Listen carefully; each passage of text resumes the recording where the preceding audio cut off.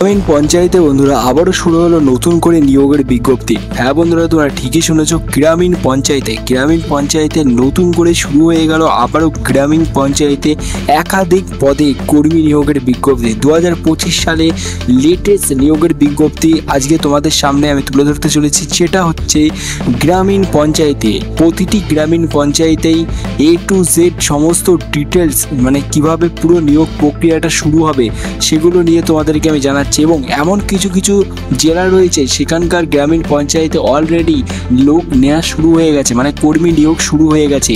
তো তোমরা যারা আজকের এই ভিডিওটা দেখছো তোমাদের জন্য ওয়েল ডান, কারণ আজকে তোমরা জানতে চলেছো যে পশ্চিমবঙ্গে পঞ্চায়েত এবং গ্রামীণ উন্নয়ন দপ্তরের বিভিন্ন পদে কর্মী নিয়োগ 2025 সালে কিভাবে আবেদন করবে এবং শিক্ষাগত যোগ্যতা কী লাগবে, বয়স সীমা কী থাকবে এবং কিভাবে আবেদন জানাবে, আবেদনের শেষ তারিখ, আবেদন মূল্য কত নেবে, মাসিক বেতন কত টাকা পাবে, তুমি কোন কোন জেলা থেকে আবেদন করা যাবে, কোনো পরীক্ষা দিতে হবে কি পরীক্ষা দিতে হবে না, খুব সহজেই কিভাবে চাকরি পাবে, এটা নিয়েও আমি তোমাদের সাথে আলোচনা করবো আজকের এই ভিডিওতে। তো ডিটেলসে যদি তোমরা একটি সরকারি চাকরি অথবা প্রাইভেট চাকরি খুঁজতে চাইছো এবং করতে চাইছো তোমরা, তো অবশ্যই আমাদের এই চ্যানেলটা সাবস্ক্রাইব করে বেল আইকন বাজিয়ে দাও। চলো ভিডিওটা স্টার্ট করা যাক।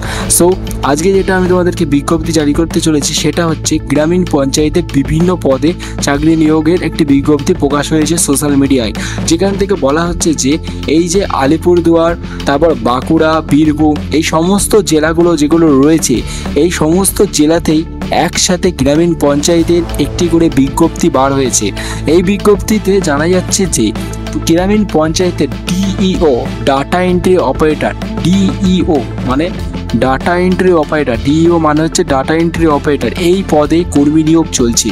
ডাটা এন্ট্রি অপারেটর মানে হচ্ছে বর্তমানে তোমরা যদি 12 ক্লাস পাস করে থাকো অথবা মাধ্যমিক পাস করে থাকো তাহলেই তোমরা এই পদের জন্য আবেদনযোগ্য, ঠিক আছে। এবং তার সাথে তোমাদেরকে একটা কম্পিউটার সার্টিফিকেট লাগবে, 1 বছরের অথবা 6 মাসের একটা কম্পিউটার সার্টিফিকেট লাগবে। বেসিক্যালি 1 বছরের যে কম্পিউটার সার্টিফিকেটটা রয় সেটাই কিন্তু মানে মেনলি যেটা খুবই কাজের, সেটাই তোমাদের জন্যটা লাগবে। তো 1 বছরের কম্পিউটার সার্টিফিকেট করা থাকলে তোমরা এখানে আবেদন করতে পারো। কিন্তু তোমাদেরকে আরেকটা কথা বলে দিই, এই ডিও পদের জন্য অবশ্যই কম্পিউটার সার্টিফিকেট লাগবে এবং আরও বিভিন্ন পদ রয়েছে যেমন অ্যাসিস্ট্যান্ট, ক্লার্ক, এগুলোর জন্য কম্পিউটার জানাটা এখনও পর্যন্ত ম্যান্ডেটরি করা হয়নি, কিন্তু ভবিষ্যতে এটার জন্য করা হতে পারে। তার জন্য বলছি কম্পিউটার জানাটা মাস্ট। তো ফার্স্টে তোমাদেরকে আমি বলে দিই যে কোন কোন জেলা থেকে আবেদন করা যাবে। এটা সম্পূর্ণ যে ওয়েস্ট বেঙ্গলের সমস্ত ডিস্ট্রিক্ট রয়েছে সমস্ত ডিস্ট্রিক্ট থেকেই প্রত্যেকটা জেলার ওপর দায়িত্ব দেওয়া হয়েছে এবং প্রত্যেকটি পঞ্চায়েতের ওপরে দায়িত্ব দেওয়া হয়েছে যে তারা কিভাবে নিয়োগ করবে সম্পূর্ণ তাদের ব্যাপার, ঠিক আছে। তার জন্য বলছি তোমাদের জেলার নামটা অবশ্যই কমেন্ট বক্সে আমাকে লিখে জানাও, তাহলে তোমাদেরকে আমি কমেন্টে জানিয়ে দিতে পারবো তোমাদের ওখানে আবেদন প্রক্রিয়া স্টার্ট হয়েছে কি হয়নি, ঠিক আছে। তো লিস্ট থাকবে প্রচুর, সেই লিস্টের মধ্যে থেকে তোমাদেরকে আমি জানিয়ে দিতে পারবো। তো অবশ্যই তোমরা কমেন্টে নিজেদের জেলার নামটা মেনশন করে দাও অথবা আমাকে জানিয়ে দাও।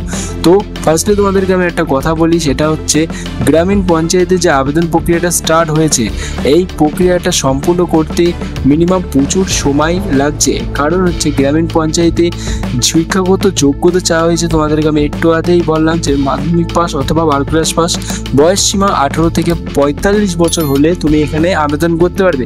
বিভিন্ন পদ রয়েছে, কিভাবে আবেদন করবে, তোমাদের আশপাশে যে গ্রামীণ পঞ্চায়েত রয়েছে সেখানে যদি ফর্ম বার হয় তাহলে তোমরা আবেদন করতে পারবে এবং আবেদনের শেষ তারিখ সব জেলার জন্য এক নয়।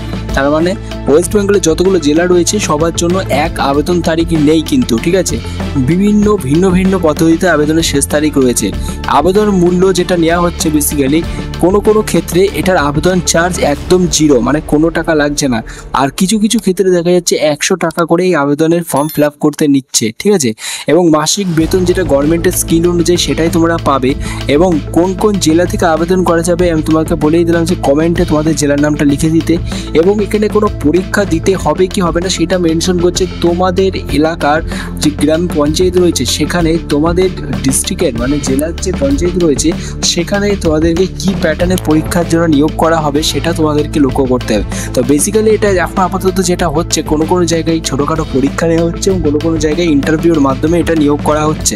তো তোমরা যারা আবেদনযোগ্য বা আবেদন করতে চাচ্ছ অবশ্যই আমাদের এই চ্যানেলটা সাবস্ক্রাইব করে বেল আইকন বাজিয়ে রাখো।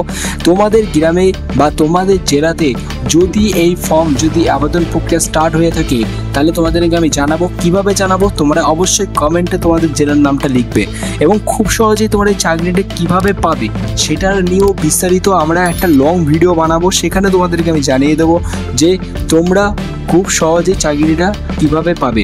সো আজকের এই ভিডিওটা তোমাদেরকে জাস্ট আপডেট দেওয়ার জন্য ছিল। তো অবশ্যই চ্যানেলটিকে সাবস্ক্রাইব করে বেল আইকন বাজিয়ে রাখো। তোমাদেরকে ফুল ডিটেলসে আবারও পরবর্তীতে আমি জানাতে চলেছি। Thank you for watching this video.